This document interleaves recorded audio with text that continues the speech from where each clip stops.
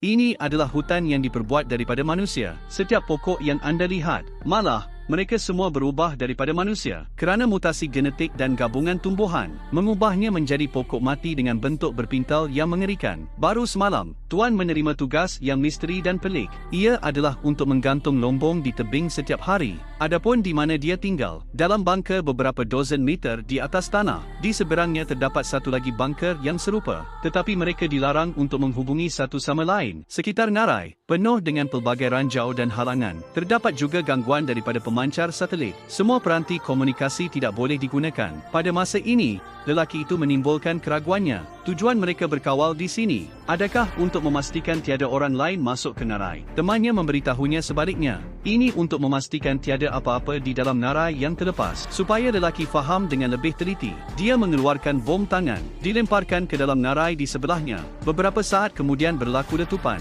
Mengejut, raungan raksasa kedengaran di dalam ngarai. Apa kejadahnya? Skin yang kita panggil lelaki hampa. Pada ketika ini, sahabatnya juga menjelaskan segala-galanya kepadanya. Berpuluh tahun lalu, mereka menghantar 3 batalion tentera untuk menghapuskan raksasa ini. Malangnya, keputusannya adalah kekalahan sepenuhnya. Kemudian, mereka mendirikan 2 menara pengawas ini di atas ngarai untuk menghalang raksasa daripada memasuki dunia manusia. Adakah Gawong adalah pintu ke neraka dan kami adalah dewa permainan? Apabila semua projek penyerahan selesai, para sahabat berkemas dan meninggalkan menara pengawas. Saya fikir saya telah menyelesaikan tugas yang diberikan oleh organisasi. Anda boleh menjalani kehidupan persaraan yang selesa. Tanpa disangka, dia disambut dengan peluru dari pertubuhan itu. Tamatkan hubungan seksnya. Pesawat itu meninggalkan ngarai sejurus selepas arahan diberikan. Ia jelas, organisasi itu mempunyai rahsia yang tersembunyi di dalam ngarai. Sebelah lagi, lelaki itu juga memulakan kerjayanya sebagai pengawal. Semak pagar di sekeliling ngarai setiap hari.